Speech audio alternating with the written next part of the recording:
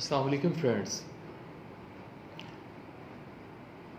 जिस वक़्त लॉर्ड मिकाले एक बच्चा था 10-12 साल की एज का, वो अपने घर की छत पे खड़ा था, तो उसने देखा कि कुछ फासले पे एक ईंटों के भट्टे से धुआं उठ रहा है। उसने अपने वालिद से इस मामले का सबब दरियाफ़्त किया, तो उन्होंने कहा कि बेटा इसमें ईंटें हैं जिन्हें आग में जलाया जा रहा है, ये उसका धुआं है। तो उसने कहा कि क्या लोग जो गुनाह करेंगे, गॉड उन्हें भी जलाएगा? तो उसने कहा कि हाँ, ऐसा ही होगा। तो उसने कहा क्यों ना फिर एक ऐसा लॉ हो, एक ऐसा कानून हो जो सज़ा इसी दुनिया में दे दे मुजरम को, लेकिन अगली दुनिया में जाए तो क्लियर जाए। ये ताज़ीरात हिंद या मजमूआ ताज़ीरात पाकिस्तान का खालिक मोजिद लॉर्ड मिकाले है। जिस वक़्त वो आईपीसी तरतीब दे रहा था तो बड़ी मेहनत कर रहा था, लेकिन जिस वक़्त सालों की मेहनत के बाद उसके बनाए हुए कोड पे तवज्जो लेने, उसकी ख़ामियाँ, ख़ूबियाँ, हर चीज़ डिस्कस करने के बाद जिस वक़्त लॉ कमीशन ऑफ इंडिया कई सालों की मेहनत के बाद इस रिज़ल्ट पे पहुंचा कि ये एक बेहतरीन मजमूआ है, तो उन्हीं दोनों लॉर्ड मिकाले एक और मजमूआ लेके आ गया। उसने कहा जनाब वाला, ये जो मेरी बनाया हुआ मजमूआ ताज़ीरात हिंद आप नाफज करने जा रहे हैं, इसमें सुकम रह गए हैं मुझसे। उन सुकम को दूर करके मैं ये मजमूआ लाया हूँ।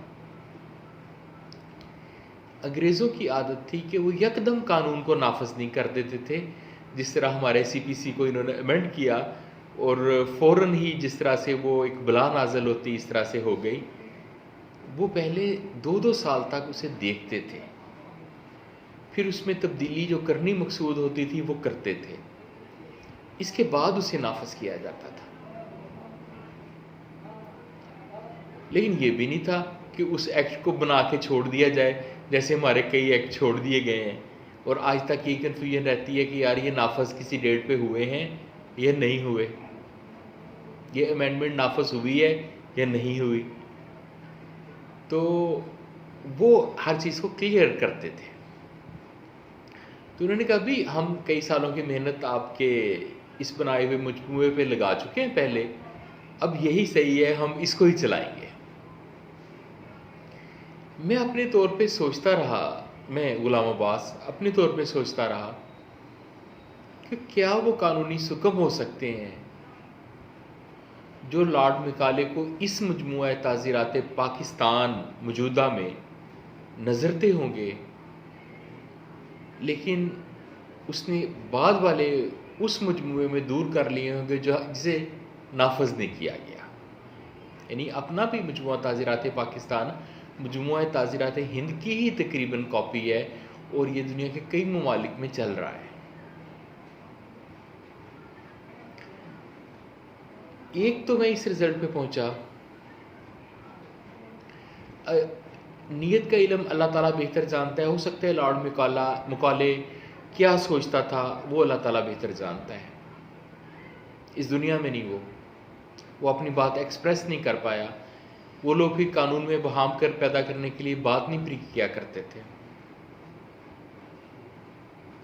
एक तो मैंने ये देखा है कि थेफ्ट और एक्सटॉर्शन, आप अगर देखें तो जुर्म की माहियत में फ़र्क है, ग्रेटिट्यूड में फ़र्क है, संगीन होने में फ़र्क है, लेकिन सज़ा एक जितनी है।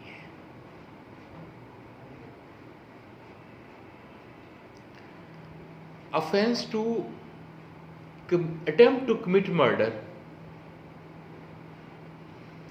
हर्ट के बगैर सज़ा ज़्यादा है, हर्ट काज किया तो सज़ा कम है।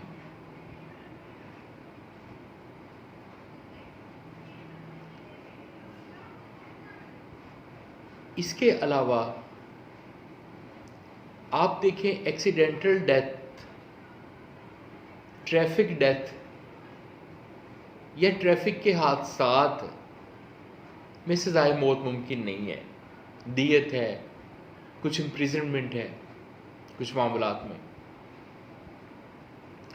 ये कत्ल खता की इकसाम और मसालों में एक्सीडेंट के ज़रिए डेथ शामिल है। एक गाड़ी जा रही है, एक ट्रक है, उसे पता है एक बंदा इधर से गुजरता है, वो जानबूझकर उसको नीचे देता है। वो लाख प्रोसिक्यूशन ये कहती रहे कि जी इसको इंटेंशनली किल किया गया है, ये कत्ले अमद ही है, लेकिन इसके बावजूद से कत्ले खता में ही लेके जाएंगे।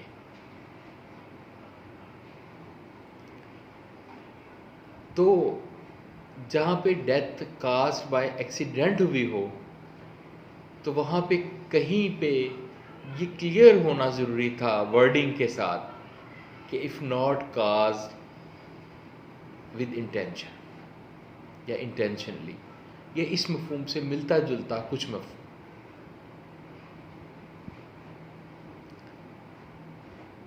Threat simpliciter, simple threat, mere threat जिसके साथ कोई एक्ट ना हो, ये ऑफेंस नहीं है, 503 में फॉल नहीं करता।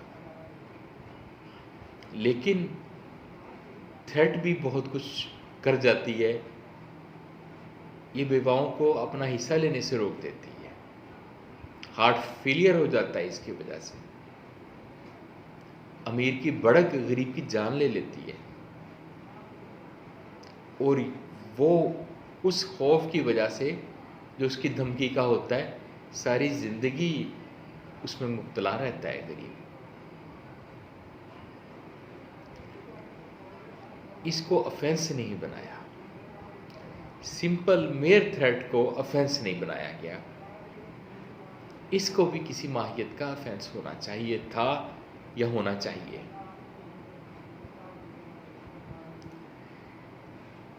मैंने इसके अलावा भी तकरीबन 10-12 ऐसी जगह हैं पीपीसी में जहाँ पे ऐसे ही सुकम दरियाफ्त किए हैं।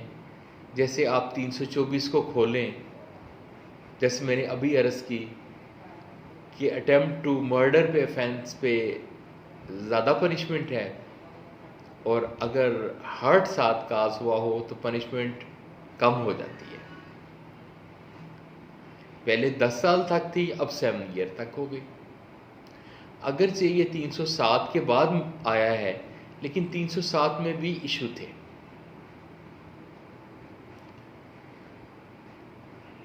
इसके अलावा ये जो चीज़ें हैं ये भी मैं वक्त के साथ अर्ज़ करूँगा, लेकिन मैं कहूँगा कि सोच के धारे को महदूद ना करें। आपको क्या ये अच्छा लगता है इस तरह से लॉ को पढ़ना कि आप इसे ज्यूरिस्ट के तौर पे देख सकें कि कहाँ ख़राबी थी, कहाँ खामी थी, कहाँ अच्छाई थी और कहाँ कोई मसला था और कहाँ नहीं था? तो लॉ को डीपली पढ़ा करें, ये मेरी गुजारिशात थी। इसके साथ जो बकिया मैंने 10-12 जगह नोट की हैं वो भी मैं गोशगज़ार करूँगा ताकि वीडियो लंबी ना हो। वो नेक्स्ट मैं करूँगा इंशाअल्लाह। अल्लाह हाफ़िज़।